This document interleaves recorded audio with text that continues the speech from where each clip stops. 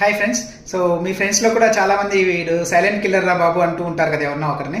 So వాళ్ళు ఏంటంటే ఎవరికి చెప్పకోకుండా సైలెంట్గా అన్ని పనులన్నీ సైలెంట్గా బ్యాక్గ్రౌండ్లో చేసేస్తూ ఉంటారు కదా.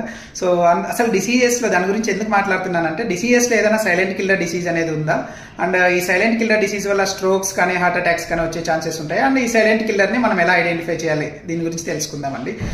సో సైలెంట్ కిల్లర్ డిసీజ్ అంటే హై బీపీనే మనం సైలెంట్ కిల్లర్ డిసీజ్ అంటామండి.